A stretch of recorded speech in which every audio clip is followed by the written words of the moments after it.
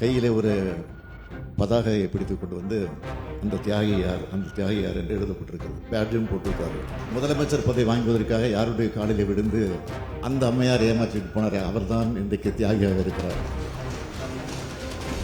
இங்கு எதிர்க்கட்சியை சார்ந்த, குறிப்பாக எதிர்க்கட்சி தலைவர் அவர்கள் உள்ளிட்ட எதிர்க்கட்சி தலைவர்களை சார்ந்த சட்டமன்ற உறுப்பினர்கள் ஒரு பிரச்சனையை கிளப்பி அதற்கு பிறகு விவாதங்கள் நடைபெற்று அவை முன்னவர்கள் அவர்கள் விளக்கம் தந்து நீங்களும் ஒரு முடிவெடுத்து அதில் திருப்தி அடையாத சூழ்நிலையை அவர்கள் வெளிநடப்பு செய்திருக்கிறார்கள்.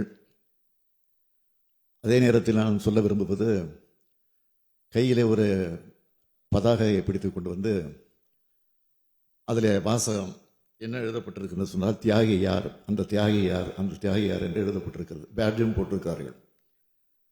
மறைந்த எம்ஜிஆர் அவர்களால் உருவாக்கப்பட்டு மறைந்த அம்மையார் ஜெயலலிதா அவர்களால் வளர்த்தெடுக்கப்பட்ட அதிமுகவை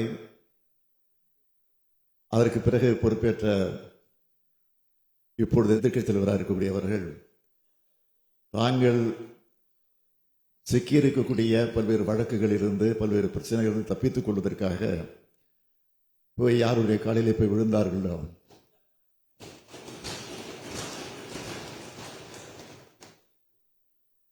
ஆக இன்றைக்கு அப்படி விழுந்த நேரத்தில்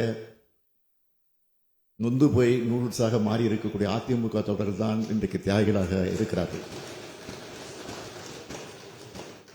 முதலமைச்சர் பதவி வாங்குவதற்காக யாருடைய காலிலே விழுந்து அந்த அம்மையார் ஏமாற்றிட்டு போனாரே, அவர்தான் இன்றைக்கு தியாகியாக இருக்கிறார். ஆக தியாகிகள் என்று எழுதி வந்ததற்காக இந்த விளக்கத்தை நான் தந்திருக்கிறேன் தவிர வேற அல்ல என்பதையும் அவைக்கு தெரிவித்துக் கொள்கிறேன். செய்திகளை உடனுக்குடன் தெரிந்து கொள்ள உடனே சப்ஸ்கிரைப் பண்ணுங்க.